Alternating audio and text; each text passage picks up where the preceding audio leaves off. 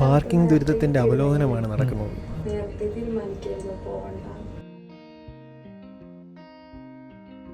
ഇന്ന് പറഞ്ഞ് നമ്മൾ ഇന്ന് വ്ലോഗിൻ്റെ പിന്നാമ്പുറത്ത് നിന്ന് മുൻപുറത്തേക്ക് വന്നേക്കാണ്. ഇന്ന് എന്നാൽ പിന്നെ വോയിസ് ഓവർ ചെയ്യാമെന്നതിന് പകരം നേരിട്ട് ചെയ്യാമെന്ന് വെച്ചു. ഇന്നിപ്പം ജുഫൈർ ബീച്ചിലെത്തി നമ്മുടെ ചേച്ചിമാർ നടത്തുന്ന ബ്ലോസം ഓൺ വീൽസിലാണ് ഇപ്പോൾ ഉള്ളത്. മലയാളികളുടെ ഒരു പൊതുവികാരമാണല്ലോ തട്ടുകട എന്ന് പറയുന്നത്.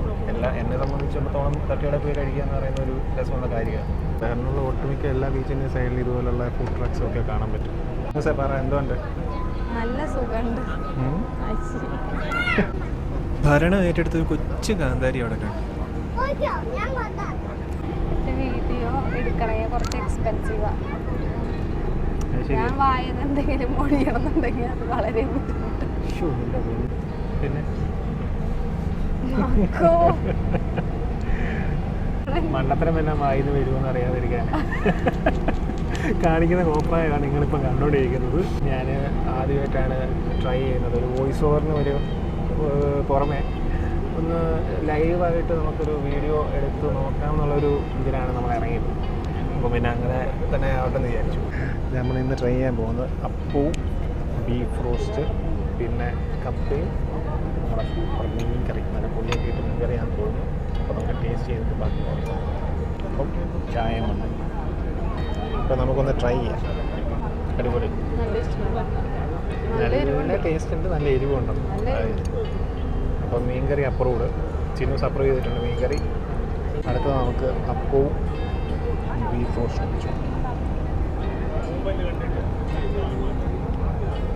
അതിൻ്റെ ഇടയ്ക്ക് കൈയിട്ട് വരാൻ പറ്റുന്നുണ്ട്.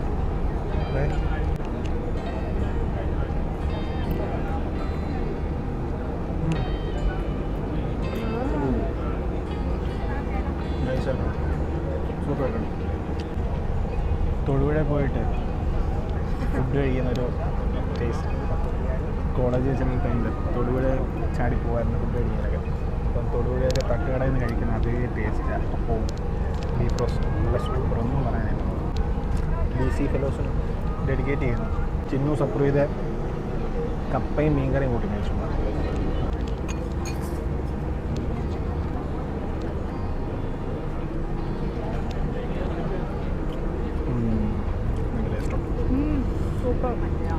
നല്ല രസമുണ്ട് കേട്ടോ. സീരിയസ്ലി നല്ല ഒരു നാട് ശരിക്കും മിസ് ചെയ്യുക, അല്ലെങ്കിൽ നാടിനെ പറ്റി ഓർക്കുക എന്ന് പറയുന്നത് ഇതാണ്. ശരിക്കും ഇഷ്ടപ്പെട്ടു. നല്ല സുഖം. ഇതിൻ്റെ ലൊക്കേഷൻ വരുന്നത് ജുഫൈർ ബീച്ചിലാണ്. ഇങ്ങനെ നടത്തിച്ച് അങ്ങനെ അവസാനം അവൾ ഒരു ബബിൾ ടീ ഷോപ്പിൻ്റെ ഫ്രണ്ടിലെത്തി. എവിടെ? തായ്ലൻഡിലേക്ക്. അവിടുത്തെ ഫുഡ് മാത്രമേ എനിക്ക് പിടിക്കുന്നുള്ളൂ ഇപ്പോൾ. അതല്ലേ പണ്ട് തൊട്ടേ ചൈന കേജിൽ നിന്ന് എല്ലാവരും വിളിക്കുന്നത്. പിന്നെ അതിപ്പോൾ ഇവിടെ പറയേണ്ട ആവശ്യം എന്താണ്? വിദ്യാർത്ഥി പറഞ്ഞു അതൊന്ന് മിക്സ് ചെയ്യണമെന്ന് പറഞ്ഞു. അപ്പോഴത്തേന് അതൊക്കെ എനിക്കറിയാന്ന്. എന്ത് സാധനം?